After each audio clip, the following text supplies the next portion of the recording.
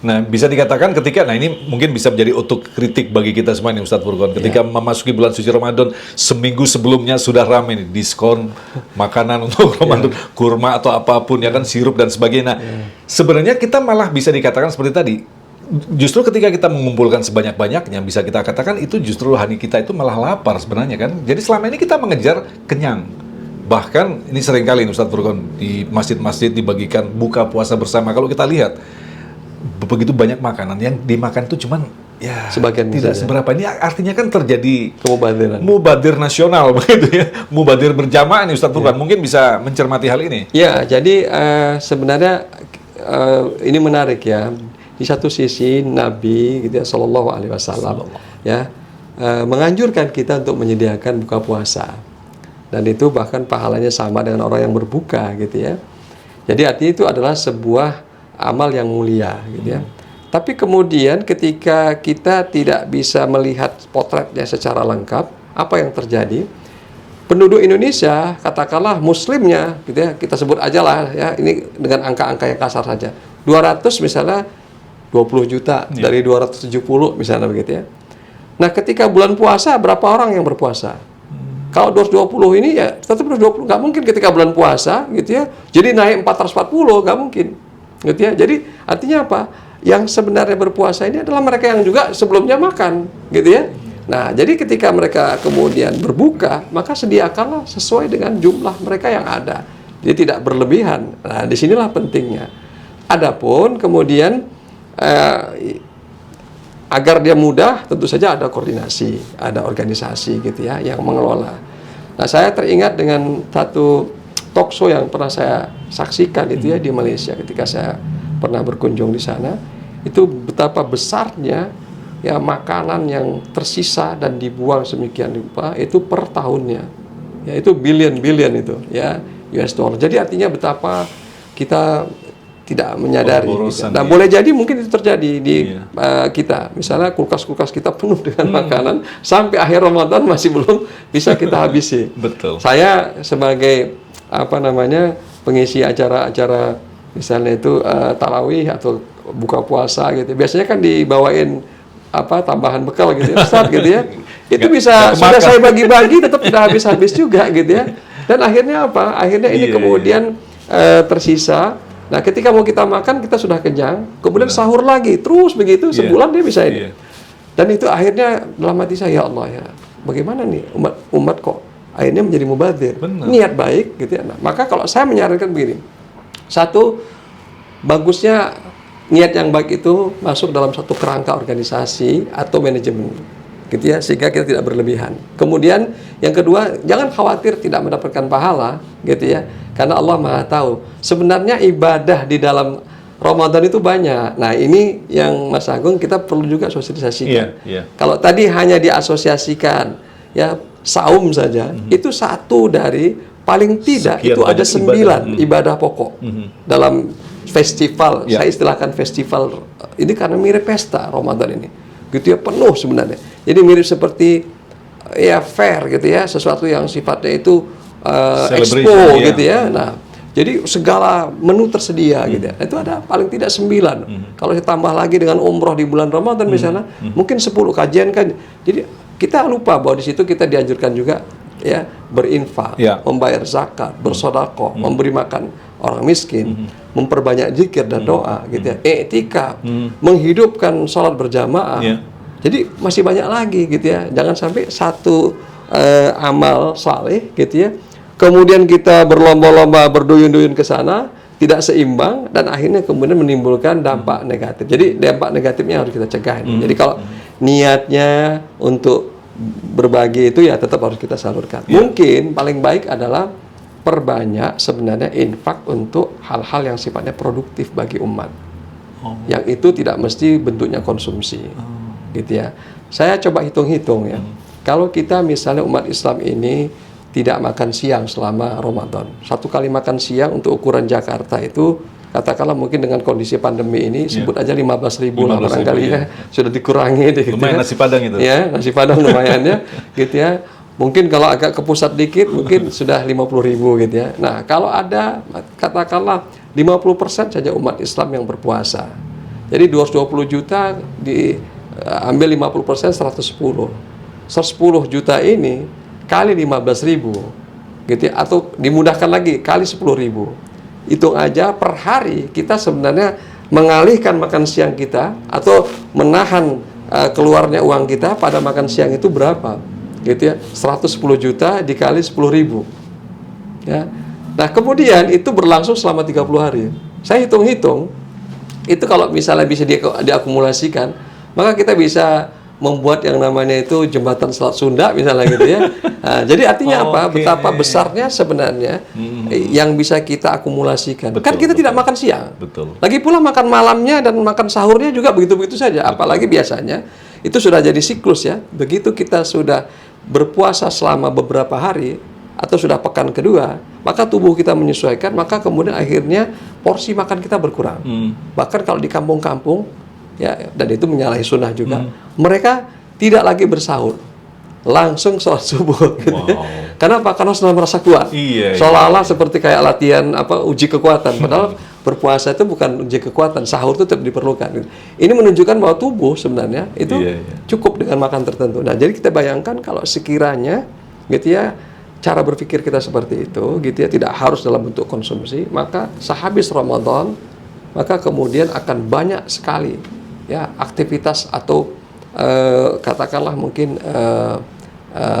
berbagai komponen peradaban umat Islam yang kemudian bisa digerakkan ya, karena itu adalah akumulasi dari besarnya infak sedekah yang dikumpulkan di bulan Ramadan. Tapi justru yang terjadi adalah kebalikannya. Menjelang bulan suci Ramadan, permintaan barang tinggi, harga-harga melambung tinggi. Ini buktinya kita sangat ketakutan dengan apa yang disebut dengan kelaparan dan dahaga, begitu Ustaz? Ya itu tadi. Saya kira ini mindset yang harus dirubah. Betul. Jadi inilah pentingnya ada edukasi gitu ya. Kita membaca kembali lagi Al-Quran, pesan-pesan Rasulullah SAW, agar kemudian kita akhirnya bisa menangkap substansi dari ibadah ini. Dan kita ini sebenarnya sudah melakukannya berkali-kali.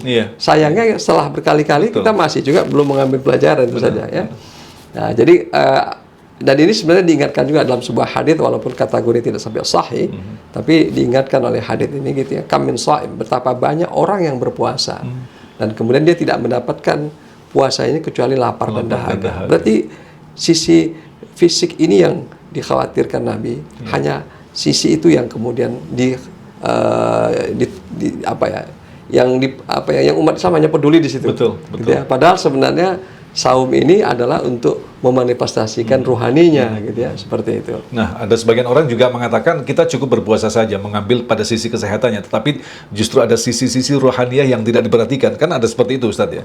Jadi kalau Ustadz menanggapi hal ini seperti apa? Ya, jadi begini ya, ada memang hadits Nabi yang mengatakan sumu tasihu. Kalau kamu berpuasa itu akan sehat gitu ya.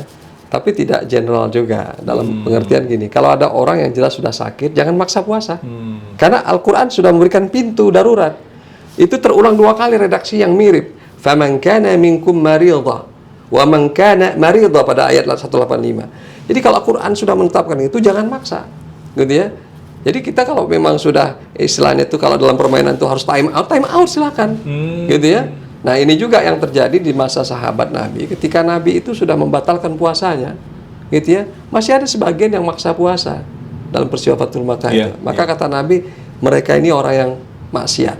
Mereka ini orang yang maksiat. Maksud maksiat di sini adalah mereka ini yang melanggar sesuatu yang sebenarnya itu sudah diberikan Allah, gitu ya. Gitu ya, diberikan kemudahan, ya malah mereka kemudian memilih yang sulit. Nanti kalau diberikan kesulitan mereka mengeluh gitu ya sebaliknya. Nah, jadi manusia seperti itu rupanya zaman Nabi juga sudah ada gitu ya. Jadi kembali lagi ya, yang harus kita ini kan perhatikan lagi gitu ya, bahwa dari sisi saum ini gitu ya, itu adalah bukan pada fisiknya gitu ya, tapi pada ruhaninya gitu ya. Dan ruhani ini nanti, nah disinilah kemudian kita nanti kalau mau mendalami apa sebenarnya yang menyebabkan ruhani ini begitu penting bagi manusia, gitu ya. Nah tentu saja dengan kita melihat saja secara umum makna yang termaktub dalam Al-Quran. Ya, saya ambil contoh begini. Kata Ramadan tadi itu kan cuma 1 kali dalam Al-Quran, gitu ya. Jadi hanya termaktub 1 kali dalam Al-Baqarah 185. 12 bulan dalam kalender Hijriah namanya hanya disebutkan ya Satu kali. satu nama saja, yakni Ramadan. Dan itu hanya satu kali saja. Nah, yang menariknya kata Ramadan ini tidak dikaitkan dengan puasa pada ayat itu. Ayat 183 bicara puasa. Ayat 185 coba kita perhatikan redaksinya. A'udzubillahi minasyaitonirrajim. Syahrul Ramadan alladzi unzila fihil Qur'an. Jadi dia dinisbatkan dengan Quran. Ini artinya apa? Sebenarnya Ramadan ini semacam proses pengkondisian. Gitu ya. Di mana kemudian ada satu peristiwa besar terjadi, yakni Allah turunkan Al-Qur'an. Dan tidak semua makhluk manusia bisa dengan mudah mendapatkannya. Maka dipersiapkan sedemikian rupa. Nah, jadi artinya apa? Artinya apa? Bahwa bukan fisik kita yang harus kemudian kita kita persiapkan sedemikian rupa gitu ya. Dan di dalam Al-Quran bahkan banyak orang yang fisiknya sehat, pendengarannya sehat, penglihatannya sehat, tapi mereka seperti buta. Atau telinga mereka seperti ada sumbat. Jadi artinya apa? Mereka ini orang yang sangat tidak beruntung karena Quran itu tidak menyentuh hati mereka. Ini adalah gambaran bahwa itu bukan soal kalau dalam bahasa fisika namanya gelombang akustika gitu ya, mendengar suara merdu gitu ya, tapi ada yang lebih tinggi dari itu. Wow, gitu ini sesuatu yang baru ini, Ustadz. Ramadan tidak dikaitkan dengan saum, tetapi dikaitkan dengan Al-Quran. Ini Ya, itu memang ayatnya begitu. Ini kalau kita hubungkan, orang yang menerima Al-Quran adalah orang yang berjiwa bersih, yang dibersihkan dengan saum. Ini ya Allah, terbuka. Ini artinya ternyata tidak sesederhana yang kita rasakan selama ini, Ustaz. Jadi kalau kita perhatikan urutan ayat itu Ya 183 Allah bicara soal kewajiban berpuasa gitu ya. Nah, kemudian redaksinya juga membuat kita jadi akhirnya optimistik, itu bisa kita lampaui karena pada ayat berikutnya ditambah dengan kata ayyam ma'dudat, hanya beberapa hari. Coba bayangkan kalau redaksinya sebulan penuh loh. Gitu kalimatnya gitu ya. Mungkin kita akan waduh sebulan nih gitu ya.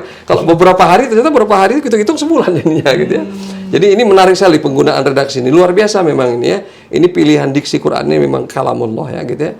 Nah, kemudian di sana juga dikasih keringanan kalau kita merasa kurang sehat atau memang benar-benar kurang sehat atau dalam keadaan musafir, kita boleh kemudian mengambil exit gitu ya, jalur darurat gitu ya, sehingga kita tidak berpuasa. Nah, pada ayat 185 kita perhatikan di sana Quran itu ya, itu turun dan kemudian itu dikaitkan dengan kata syahrul Ramadan. Syahrul Ramadan. Nah, dan baru dijelaskan apa kemudian manfaat atau fungsi Quran itu. Hudan linnas, menjadi petunjuk bagi umat manusia. Ini menarik juga redaksinya, bukan hudal lil muttaqin, gitu ya, tapi hudal linnas. Ini menggambarkan bahwa Al-Quran itu memang for all. Siapa saja manusia, maka sebenarnya seharusnya mereka ya mendapatkan guidance dari Al-Quran, gitu ya. Nah, kalau mereka tidak tahu, tidak mau, atau kemudian menolak, gitu ya, sebenarnya itu mirip seperti gini ya. Kita boleh saja nggak tahu gravitasi bumi ini seperti apa.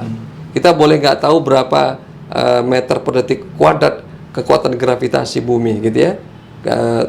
Itu tidak menjadi katakanlah mungkin sesuatu yang menghalangi bahwa gravitasi itu sudah kita alami karena kita berada di permukaan bumi ini, gitu ya. Jadi kita beriman nggak beriman itu sudah eksis gitu ya. Beriman nggak beriman itu kemudian sudah terjadi pada diri kita. Nah, sama halnya dengan beriman nggak dengan beriman Quran itu tidak kemudian membuat Quran itu tidak kemudian kita bisa gunakan sebagai pedoman. Nah, jadi hudan linnas wa bayyinatin minal huda wal furqan. Jadi Ramadan dikaitkan dengan Al-Quran. Proses kemudian untuk mendapatkannya diperlukan diri-diri manusia yang terkondisi, gitu ya. Nah, diri manusia yang terkondisi ini mulai dari fisiknya, tapi kemudian harusnya naik pada tingkat yang lebih tinggi, yakni aspek mental dan rohaninya. Nah, ketika itu kemudian bisa tercapai, maka kita jadi maklum nanti mengapa dalam bulan Ramadan itu ada satu hari yang sangat istimewa, gitu ya, yang disebut dengan Lailatul Qadar atau Lailatul Qadar, gitu ya.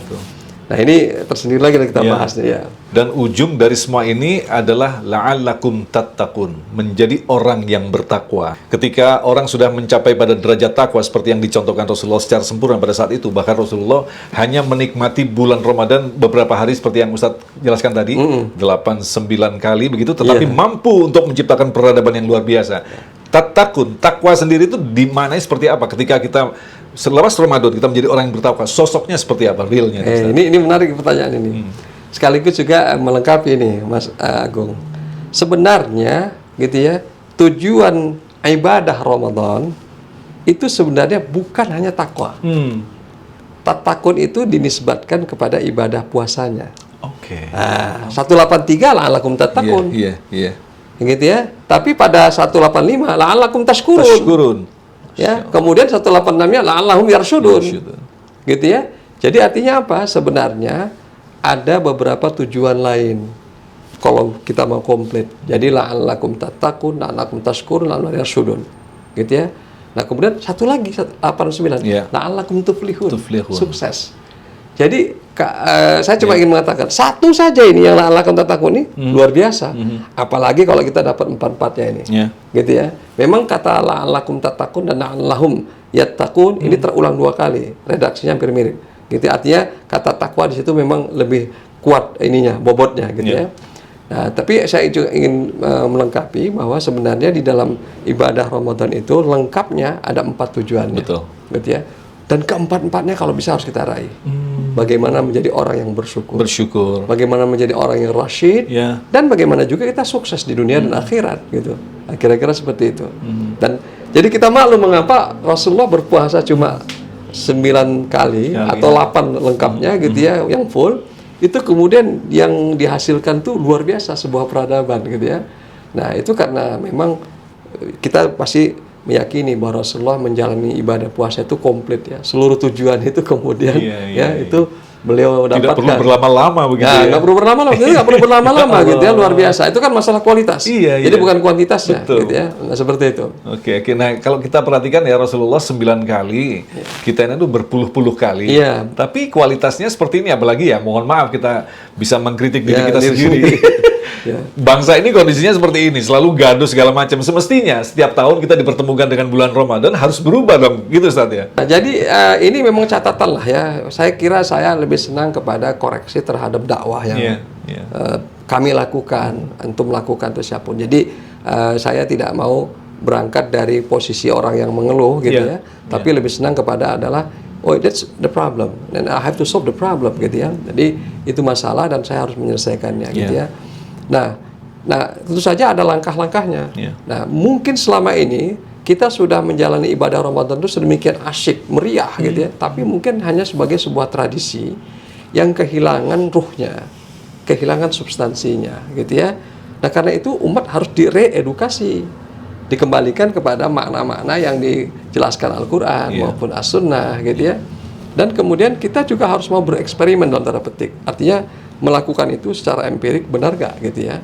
Nah, contohnya tadi ya, saya pernah juga coba gitu ya, ibadah Ramadan itu berarti saya harus mengurangi konsumsi, kemudian saya berhemat, kemudian karena saya berhemat, saya bisa berinfak lebih besar gitu. Padahal sebenarnya gitu ya, di luar Ramadan sebenarnya katakanlah penghasilannya dan Ramadan kurang lebih sama, tapi karena kemudian itu bisa saya hemat gitu ya, maka kemudian saya bisa alihkan pada sesuatu yang lain gitu ya. Nah, ini kalau sekiranya, ini contoh saja yang paling mudah gitu ya. Kalau kita latih, kemudian kita bisa menemukan bukti dan tidak akhirnya gitu ya. Nah, ini harus kita eksperimenkan gitu ya. Harus kita katakanlah mungkin jalani supaya kita tahu, oh rupanya seperti ini dampaknya. Dan mungkin kalau bayangkan ya, kalau umat Islam itu punya mindset seperti itu, ya itu mungkin barangkali berapa ribu triliun yang bisa kemudian dihimpun. Ini hanya dari segi hitung-hitungan kasar yang dialihkan kepada sesuatu yang produktif, pada sesuatu yang sifatnya itu kemudian menjadi amal yang jari, yang atau disebut kadang-kadang amal jariah, yang itu jangka panjang gitu ya, bisa melintasi waktu sampai ratusan ribuan tahun gitu ya.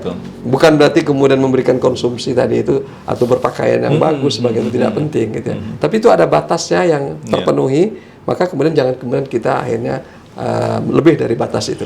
Semestinya kita yang mengaku orang mukmin bahkan bisa mencapai 4 posisi tadi ketika kita menjadi seorang pemimpin begitu. Mustahil akan memberikan keputusan-keputusan yang justru akan membuat kegaduhan begitu Ustaz ya. Semestinya kalau orang udah mencapai kondisi takwa, syukur, rusyid dan falah, apapun yang keluar dari dirinya pasti terukur dan mendapatkan petunjuk, bukan begitu Ustaz? Sebenarnya begini ya, kalau takwa saja dapat itu dalam intensitas tertentu saja gitu ya, itu sudah luar biasa. Sudah mencukupi sebenarnya. Sudah lebih dari cukup. Ya Karena Allah. takwa itu kalau kita perhatikan Al-Quran, ya ketakwaan itu sebenarnya memuat makna antara lain.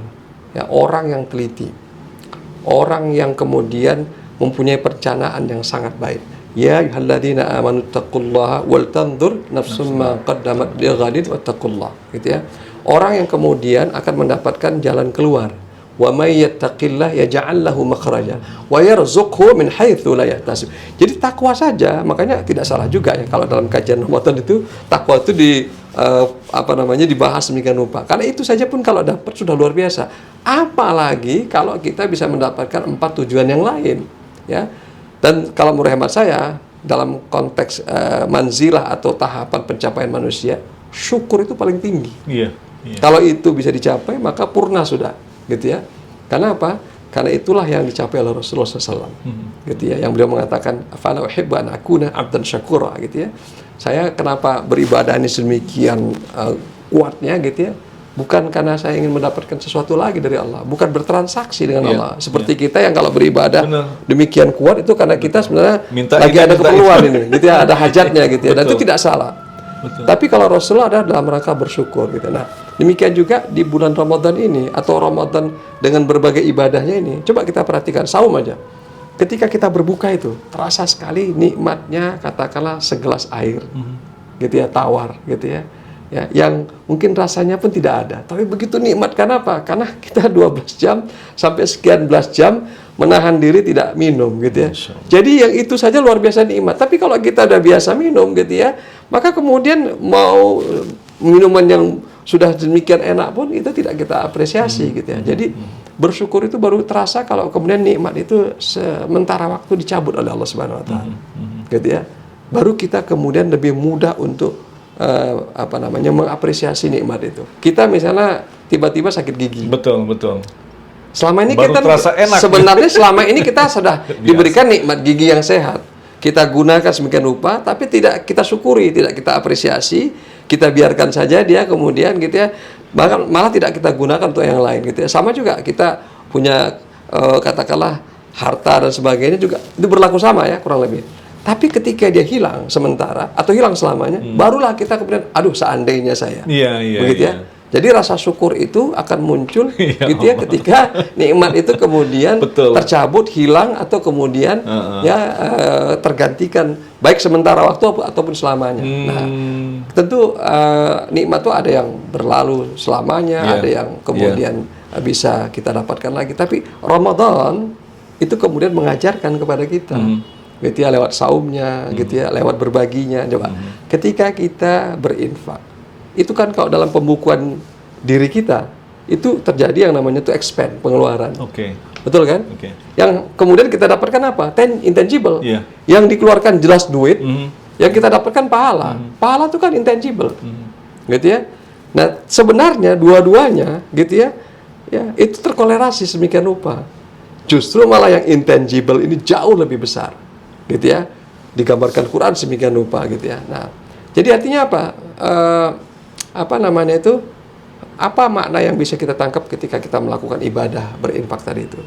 Kita mensyukuri, kan tadi kan? Kita mensyukuri, ya Allah, ternyata harta saya yang seperti ini, Iya. ya, itu kemudian bisa bermakna dan bermanfaat kepada mereka yang menerimanya, gitu ya. Dan kemudian akhirnya itu bisa memutar, ya, yang namanya roda atau siklus ekonomi, ya. Karena ekonomi itu sebenarnya adalah pada prinsipnya bukan jumlahnya tapi alirannya, gitu ya, flow-nya sebenarnya, gitu ya, sama seperti darah, bukan banyaknya volume darah, tapi mengalirnya darah dengan lancar, gitu ya. Jadi kalau kurang darah, betul itu mempengaruhi, tapi kalau kemudian darah tidak lancar itu mematikan. Nah, kira-kira begitulah ya. Nah, demikian juga infak itu adalah membuat kemudian dia menjadi mengalir sedemikian rupa. Betul, betul. Nah, itu mengajarkan kita akhirnya syukur pada yang namanya harta. Jadi memang akhirnya menjadi bersyukur. Demikian juga tadi yang pertanyaan Mas Agung. Mestinya kita yang misalnya diberi Allah kesempatan menjalankan amanah tertentu, mestinya lebih rasyid. Betul. Rasyid itu artinya lebih bijak. Lebih bijak. Kalau menetapkan sesuatu itu lebih pas, Iya, gitu iya. ya. Tapi sekali lagi, kalau di dalam Al-Quran itu disebutkan, itu hanya mungkin terjadi kalau kita menyertakan Allah. Wa idza sa'alaka ibadi anni fa inni qarib. Keputusan itu jangan kita gunakan jangan kita ambil hanya menggunakan nalar. Tapi memohon petunjuk Allah, berdoa. Bahkan disebutkan di sana, gitu ya, aku dekat. Wa idza sa'alaka 'ibadi 'anni fa inni qarib. Ujibu da'watad da'i idza da'an. Jadi artinya apa? Dia menunggu ini, gitu ya. Nah, kalau itu kita amalkan dan kita latih selama Ramadan, kemudian kita bawa setelah Ramadan, ya insya Allah, ya mudah-mudahan keputusan kita probabilitasnya lebih banyak yang baik, bermanfaat, bijak, gitu ya. Dan tentu saja akan mengurangi kegaduhan, gitu ya, menimbulkan kemeriahan. Meriah dengan gaduh dua hal yang berbeda, mirip tapi kalau meriah itu disambut positif, hati kita kemudian jadi lega. Kalau gaduh itu ya membuat kita empet dan kemudian akhirnya kita mengeluarkan enzim-enzim dan juga akhirnya pengaruh negatif, seperti itu. Nah, yang menarik sekali sebagai wujud kasih sayang Allah kepada hamba-hambanya, khususnya bagi hamba-hambanya yang masih hitung-hitungan di bulan Ramadan itu, kalau kamu melakukan ini akan dilipat gandakan. Artinya ada tahapan yang memang Allah memberikan gambaran kepada kita untuk melatih kita bertahap untuk mencapai kesempurnaan itu, Ustaz Furqan. Nah, karena ajaran Islam adalah ajaran yang Allah turunkan bagi makhluk manusia, dia harus manusiawi dong. Ya, Allah Maha tahu makhluk ciptaannya ini itu punya yang namanya itu tabiat, gitu ya. Makanya dalam Al-Quran kan disebutkan bahwa manusia itu ada syahwatnya. Zuyyina linnasi hubbus syahawati minan nisa dan seterusnya. Itu adalah satu yang alamiah, gitu ya. Allah sediakan agar kita kemudian bisa survive, gitu ya. Nah, demikian juga dengan tabiat kita yang suka hitung-hitungan ini, gitu ya. Nah, adalah wajar kalau kita bahkan di dalam Al-Quran menariknya, ya ketika kita beribadah kepada Allah itu Allah menggambarkannya seolah-olah sebagai perdagangan, tijaroh, ya tijaroh, atau kemudian jual beli, gitu ya. Sungguhnya Allah membeli, innallaha ashtara minal mu'minina anfusahum wa amwalahum bi anna lahumul jannah. Jadi seolah-olah itu adalah jual beli, gitu ya. Nah, jadi kalau menurut saya itu adalah hal yang wajar, gitu ya. Nah, artinya apa? Kita akan terpacu dengan mudah untuk kemudian berupaya melakukan atau mengambil pilihan yang lebih baik, kan gitu ya. Tapi sebenarnya ya itu hanya bagian depannya saja, atau bagian covernya saja.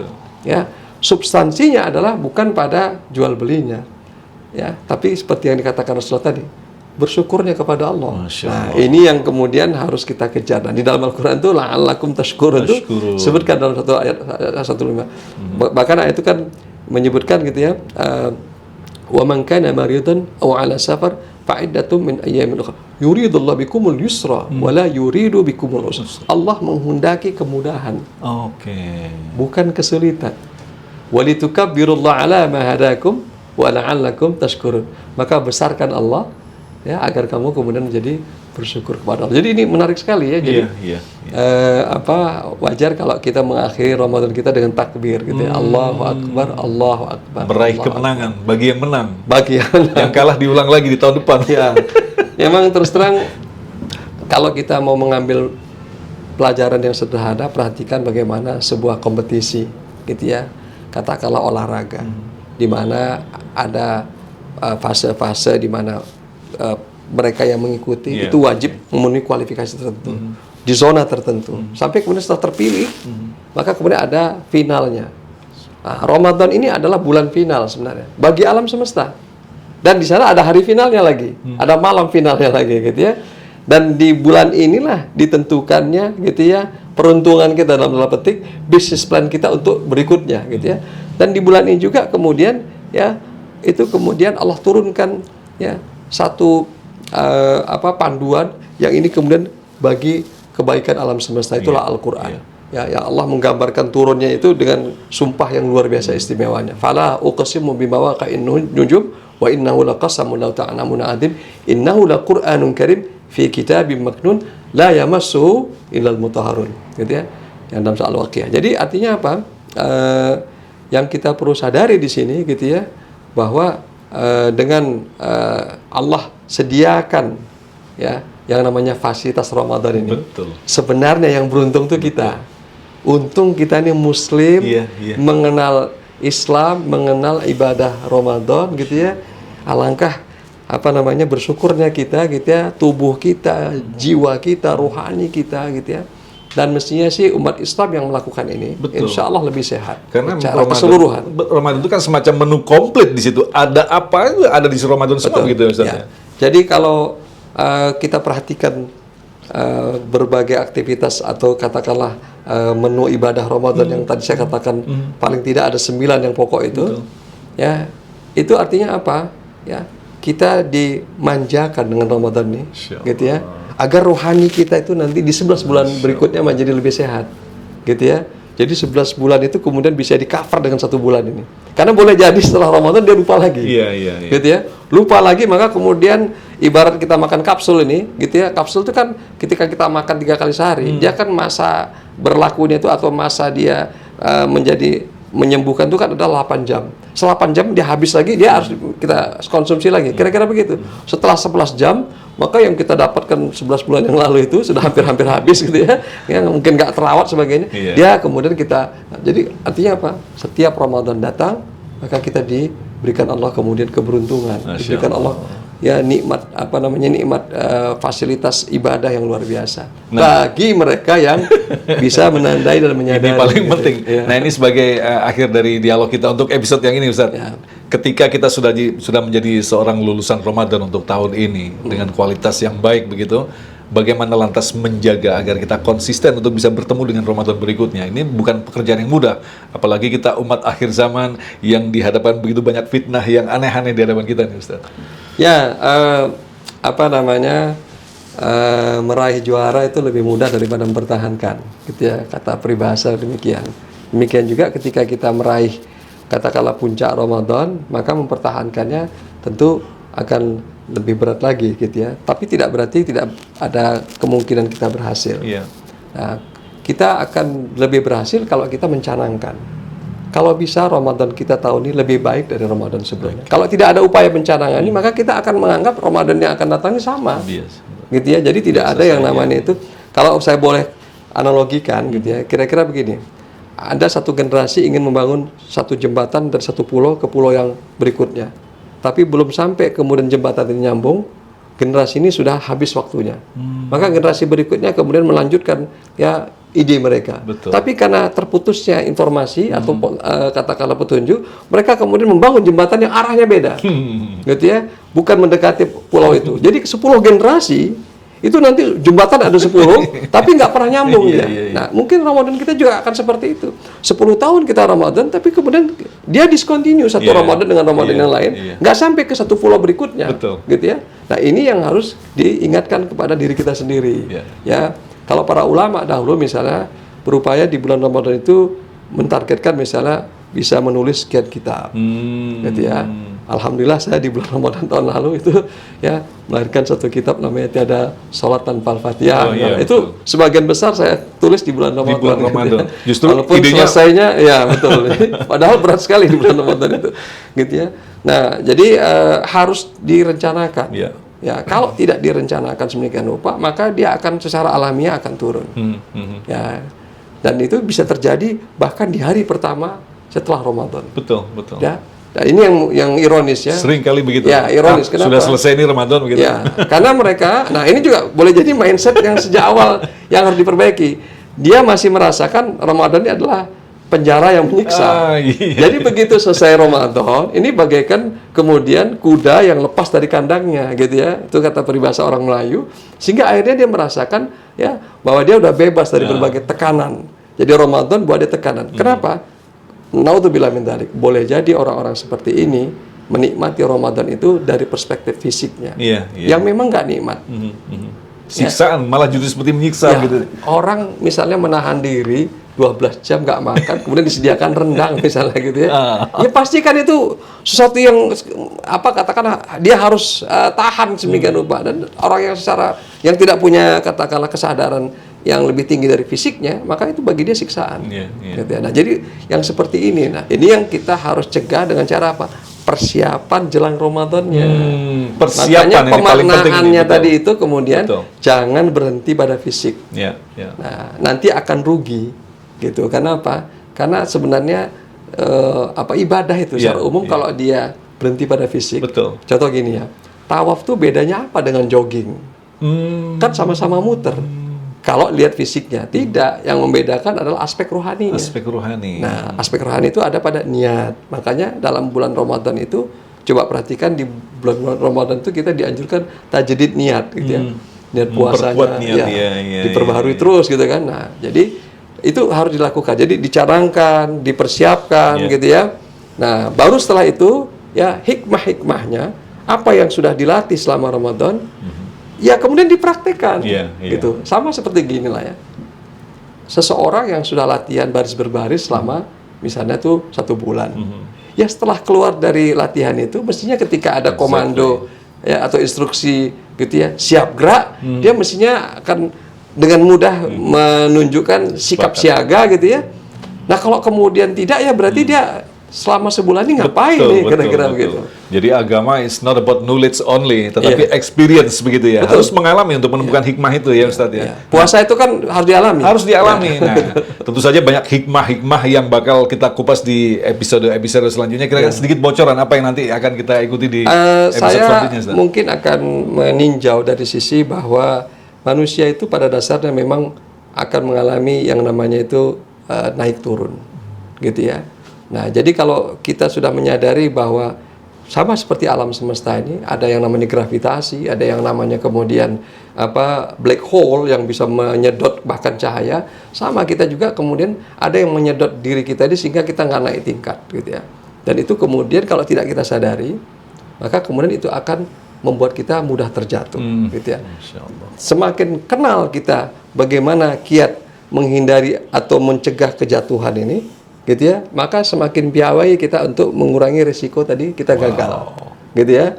Dan itu Quran menggambarkan itu. Nah, kalau kita belajar itu, ya mudah-mudahan Ramadan kita tidak kemudian berhenti sampai pada kemudian kita bertakbir yang secara lahiriah, kemudian kita membatalkan puasa kita, gitu ya, bersilaturahmi tidak cukup, gitu ya. Tapi kemudian kita punya modal baru ini, dan kita kemudian sudah punya satu resolusi, ya Allah, setelah Ramadan ini saya harus seperti ini. Setelah Ramadan ini, saya harus kemudian. Dan itu boleh kita pilih, gitu ya. Nah, begitu kira-kira. Nah, itu nantilah bagaimana. Saya sendiri juga penasaran. Ya. Terima kasih Ustadz Furqon Sama-sama. untuk episode kali ini, dan insya Allah akan memberikan manfaat bagi kita. Dan sekali lagi apa yang telah disampaikan tadi oleh beliau insya Allah akan semakin meningkatkan dan merubah mindset kita bahwa selama ini Ramadan hanya berkaitan dengan masalah saum, tetapi ternyata ada aspek-aspek yang lebih dalam lagi untuk kita pahami. Tetaplah bersama kami Ulama Bicara. Assalamualaikum warahmatullahi wabarakatuh. Waalaikumsalam warahmatullahi wabarakatuh.